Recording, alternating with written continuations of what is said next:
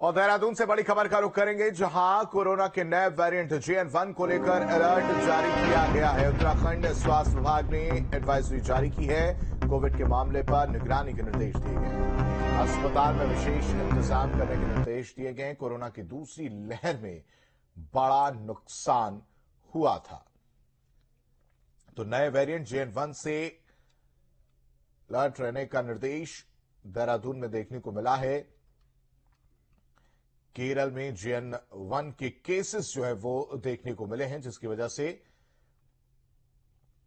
अब बाकी राज्य भी अलर्ट मोड पर नजर आ रहे हैं, चाहे वो उत्तर प्रदेश हो या फिर उत्तराखंड।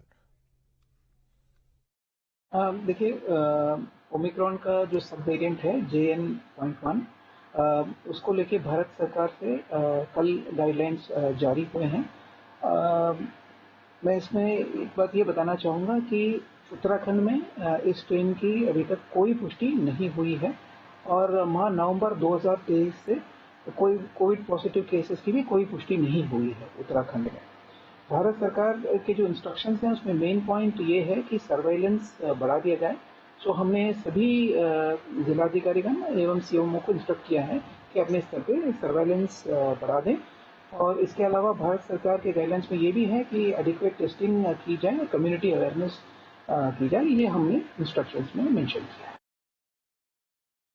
केरल में मिले कोरोना के नए वेरिएंट के बाद उत्तराखंड में भी स्वास्थ्य विभाग ने पूरी तरह से अलर्ट जारी कर दिया है और आज एक बड़ी बैठक के बाद स्वास्थ्य सचिव R राजेश कुमार ने एक SOP जारी की और उसमें उन तमाम नियम, कायदे, कानूनों का और उन तमाम ऐसी चीजों का हवाला दिया गया है जो परहेज करने वाली है और जिनको सर्विलांस पर रखा जाना है। उन्होंने पूरे हेल्थ सिस्टम को और सभी जिलाधिकारियों को भेजे पत्र में ये कहा है कि ये ऐसे सिम्टम्स वाले सभी मरीजों को सर्विलांस पर रखा जाए। यदि कहीं वो किसी अस्पताल में भर्ती है तो CMO की और डॉक्टर्स की जिम्मेदारी है कि उनका कोविड टेस्ट भी कराए।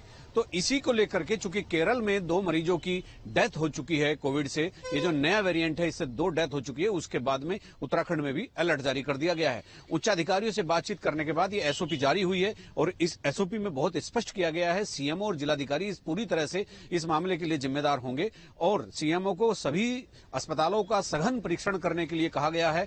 और जैसे बुखार, जुकाम, गला पक जाना, गला खराब हो जाना और लंबे समय तक जुकाम रहना, दर्द रहना, सिर भारीपन रहना, ये तमाम ऐसे सिम्टम्स बताए गए हैं जो पिछले, आपको ध्यान होगा कि कोविड-19 में भी यही सिम्टम्स कोरोना के होते थे।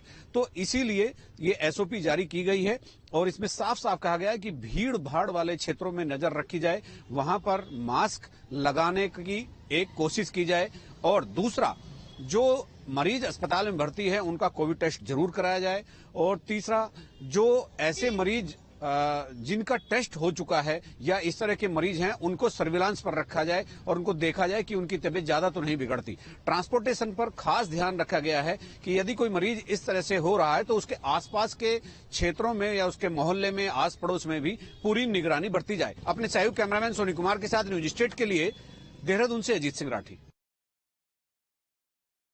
हरिद्वार के BJP कार्यालय में प्रधानमंत्री विश्वकर्मा योजना को लेकर प्रदेश स्तरीय कार्यशाला का